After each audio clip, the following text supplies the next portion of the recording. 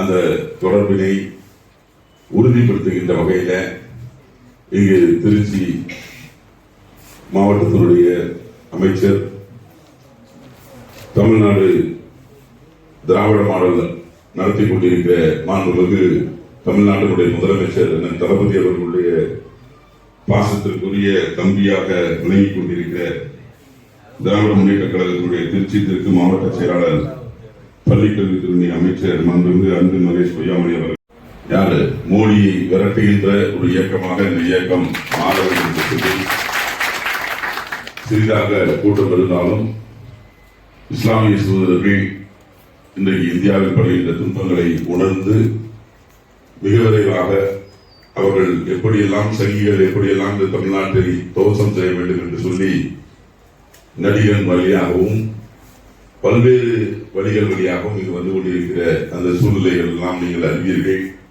உணர்வோடு உணர்ச்சியோடு நம்முடைய தமிழகத்திற்கு துரோகம் செய்து கொண்டிருக்கிற மோடியினுடைய ஆட்சியை விரட்டுகின்ற அளவில் தமிழகத்தில் நமக்கெல்லாம் பாதுகாப்பாக வணக்கங்களை நான் தெரிவித்துக் கொள்கிறேன்.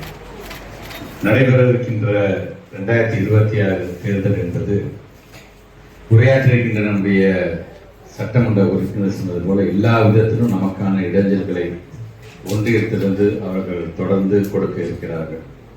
அதற்கான போராகத்தான் நேற்று கூட பார்த்திருப்பீர்கள், ஒரு ஒன்றியத்தினுடைய மாண்புமிகு கல்வித்துறை அமைச்சர் மும்மொழி கொள்கையை நீங்கள் ஏற்றுக்கொள்ள வேண்டும், அதே போல எங்கள் தேசிய கல்விக் கொள்கை என்னெல்லாம் சொல்கிறதோ அதெல்லாம் நீங்கள் ஏற்றுக்கொண்டால்தான் உங்களுக்கான நிதியை நாங்கள் வழங்குவோம் என்று அவர் கூறியிருக்கிறார்.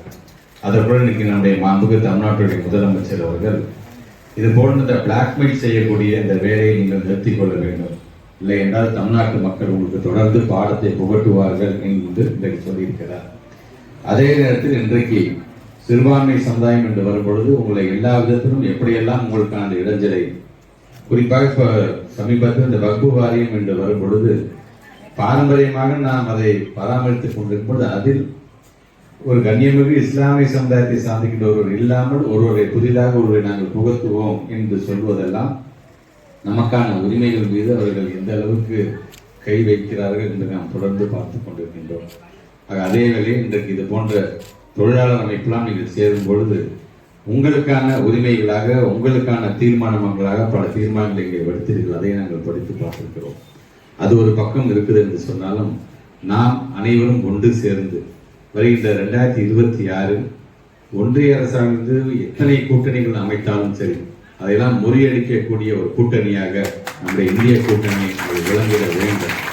அதனால்தான் இன்றைக்கு பல இங்கே வருகை தந்திருக்கின்ற கூட்டம் நடைபெறுகின்ற இங்கே நம்முடைய சட்டமன்ற உறுப்பினர் சொன்னது போல கூட்டம் என்பது சிறிதாக இருக்குது என்று சொன்னாலும் இங்கே வருகை தந்திருக்க நாம் கடுகு செலுத்தாலும் காரம் போகாது என்கிற விதத்தில் ஒன்று சேர்ந்து உழைக்கக்கூடியவர்களாக நாம் இருந்திட வேண்டும். இந்த இடமே பார்த்தீங்கன்னா நம்ம அக்கிம் பிரியாணி அவருடைய குடோன் தான். பிரியாணிக்கு எல்லாம் தான் தேவை. கேரளாலேருந்து காரமும் வந்திருக்கு, மகாராஷ்டிராலேருந்து நமக்கான அரிசியும் வந்திருக்கு என்று சொல்லும் பொழுது இதையெல்லாம் ஒன்றிணைத்து அதை சோறை நாம் இங்கே சமைத்து அதை மக்களுக்கு நாம் வழங்கிட வேண்டும். அந்த நல்ல இணக்கம் தான் நமக்கு தேவை என்பதை வலியுறுத்துகின்ற விதமாகவும் இந்த கூட்டம் அமைந்திருக்கின்றது. இந்த கூட்டம் தொடர்ந்து மாலை வரை நடைபெற இருக்கின்றது. நான் மாலை கலந்து கொள்ளலாம் இருந்தான் என்று சொன்னாலும் நான் பணியின் காரணமாக நான் இன்று மதியமே நான் செல்ல வேண்டிய ஒரு கட்டாயத்தில் நான் ஆளாகி இருக்கின்றேன். ஆக அந்த விதத்தில் என்றைக்குமே உங்களுக்கு உறுதுணையாக எங்களுடைய திராவிட முன்னேற்ற கழகமும் இந்த இந்திய கூட்டணியும் தொடர்ந்து இருக்கும். நீங்கள் வடுக்கின்ற தீர்மானம் எதுவாக இருந்தாலும் அதை நம்முடைய அண்ணன் அவர்கள் மூலமாக நான் தெரிந்து கொண்டு எங்களால் முடிந்தவரைக்கும் அதற்காக எந்த விதத்தில் உதவ முடியுமோ அதை உதவுவதற்கு நாங்களும் காத்துக் கொண்டிருக்கிறோம் சொல்லி உங்கள் அனைவருக்கும் உங்கள் நன்றியை வாழ்த்துக்கள் தெரிவித்து